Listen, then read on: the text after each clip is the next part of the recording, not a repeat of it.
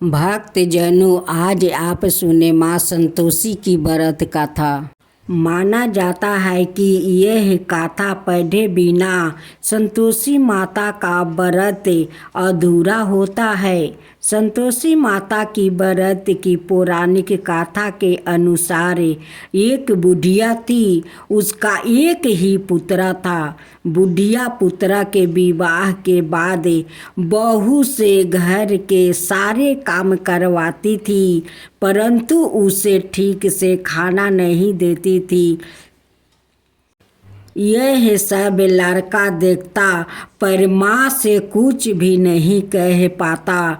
बहू दिन भर काम में लगी रहती थी, उबले थापती, रोटी रसोई करती, बर्तन साफा करती, कपड़े धोती और इसी में उसका सारा समय बीत जाता।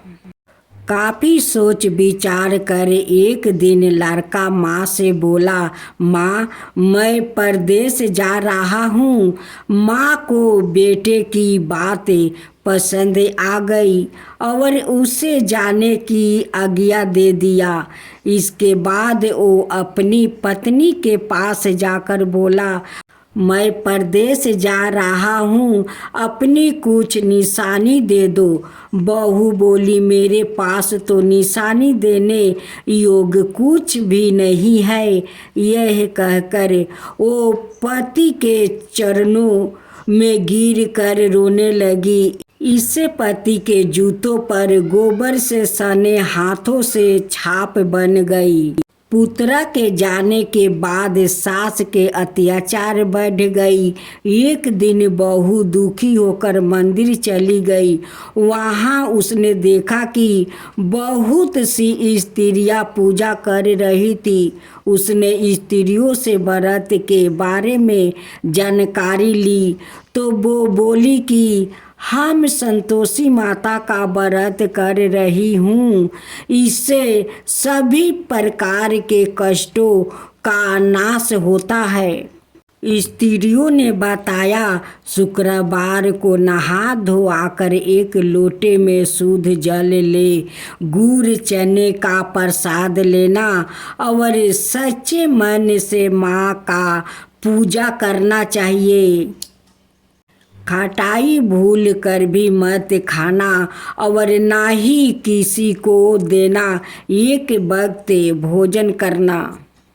व्रत की विधान सुनकर अब वो प्रति शुक्रवार को नियम से व्रत करने लगी। माता की कृपा से कुछ दिनों के बाद पति का पत्र आया। कुछ दिनों बाद पैसा भी आ गया। उसने प्रसन्न मन से फिर व्रत किया और मंदिर में जाकर अन्य स्त्रियों से बोली, संतोषी माँ की कृपा से हमें पति का पत्र और रुपया आया है। अन्याय सभी स्त्रियों भी श्रद्धा से व्रत करने लगी। बहू ने कहा, हे माँ, जब मेरा पति घर आ जाएगा तो मैं तुम्हारे व्रत का उद्यापन करूँगी। अब एक रात संतोषी माँ ने उसके पति को सपना दिया और कहा कि तुम अपने घर क्यों नहीं जाते। तो वह कहने लगा, सेठ का सारा सामान अभी बिका नहीं, रुपया भी अभी नहीं आया है। उसने सेठ को सपने की सारी बात कह सुनाया। घर जाने की इजाज़त मांगी, पर सेठ ने इनकार कर दिया। माँ की कृपा से कई व्यापारी आ गए, सोना चांदी और अन्य सामान खरीद कर ले गए। कर्जदार भी रुपया लौटा गया। अब तो साहूकार ने उसे घर जाने की इजाज़त दे दिया। घर आकर पुत्र ने अपनी माँ और पत्नी को बहुत सारे रुपया दे दिया। पत्नी ने कहा कि मुझे संतोषी माता के व्रत का उद्यापन करना है। उसने सभी को न्योता दे दिया। उद्यापन की सारी तैयारी की। पड़ोसिन की एक स्त्री उसे सूखी देख ईर्ष्या करने लगी थी। उसने अपने बच्चों को सिखा दिया कि तुम भोजन के समय खटाई जरूर मांगना। उद्यापन के समय खाना खाते खाते बच्चों खटाई के लिए मचल उठे तो बहू ने पैसा देकर उन्हें बहलाया। बच्चे दुकान से पैसों की इमली खटाई खरीद कर खाने लगे तो बहू पर माता ने कोप किया।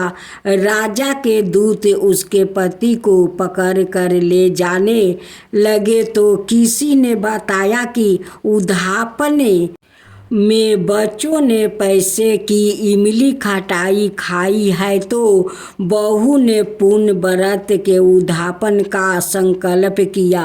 संकल्प के बाद वो मंदिर से निकली तो राह में पति आते दिखाई दिया।